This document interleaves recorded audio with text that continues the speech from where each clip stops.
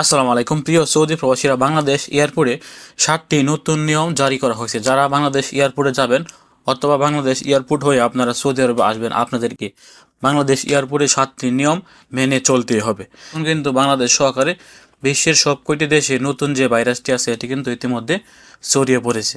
এই জন্য বাংলাদেশ এয়ারপোর্ট কর্তৃপক্ষের কাছ থেকে আপনাদেরকে এই 7টি নিয়ম মেনে চলার নির্দেশ দেওয়া হয়েছে। তো এই 7টি নিয়ম কী কী? 7টি নিয়মের মধ্যে প্রথমে যেটি বলা হয়েছে সেটি হচ্ছে শ্বাসতন্ত্রের রোগ থেকে নিজেকে রক্ষা করায় মাস্ক অবশ্যই ব্যবহার করতে হবে। এবং 2 নম্বরে বলা হয়েছে হাঁচি বা কাশির সময় টিস্যু দিয়ে নাক মুখ ঢেকে রাখতে হবে।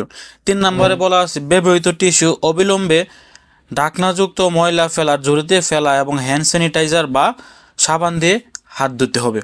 এবং এখানে 4 নম্বরে বলা আছে আক্রান্ত ব্যক্তির সংস্পর্শ এড়িয়ে চলা ও কমপক্ষে 3 ফুট দূরত্ব বজায় রাখা। এবং 5 নম্বরে বলা আছে ঘন ঘন সাবান ও পানি কিংবা হ্যান্ড স্যানিটাইজার দিয়ে হাত ধোয়া। অন্তত 20 সেকেন্ড ধরে আপনাকে সাবান দিয়ে অথবা সাবান না থাকলে পানি না থাকলে আপনাকে হ্যান্ড স্যানিটাইজার দিয়ে আপনার হাতটিকে ওয়াশ করতে হবে।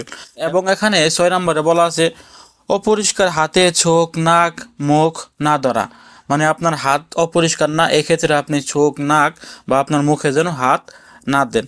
এবং 7 নম্বরে বলা আছে জ্বর কাশি শ্বাসকষ্ট হলে সুস্থ না হওয়া পর্যন্ত বাড়িতে থাকা।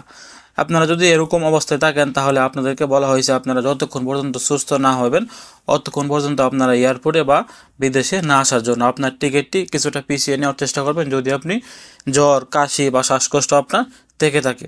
তো যারা সৌদি আরবে আসবেন বা যারা এয়ারপোর্টে যাবেন আপনারা কিন্তু এয়ারপোর্টে গেলে এখন এই 7টি নিয়ম আপনাদেরকে মেনে চলতেই হবে। বাংলাদেশ এয়ারপোর্ট কর্তৃপক্ষের কাছ থেকে এই 7টি কিন্তু আপডেট দেওয়া হয়েছে। তো এই ছিল আজকে গুরুত্বপূর্ণ একটি আপডেট তথ্য। ভিডিওটি শেয়ার করে সবাইকে জানিয়ে দেওয়ার চেষ্টা করবেন এবং আপনি দূর প্রবাসে একদমই নতুন হয়ে থাকলে অবশ্যই চ্যানেলটি সাবস্ক্রাইব করে আমাদের ফ্যামিলির নতুন একজন সদস্য হয়ে যাবেন।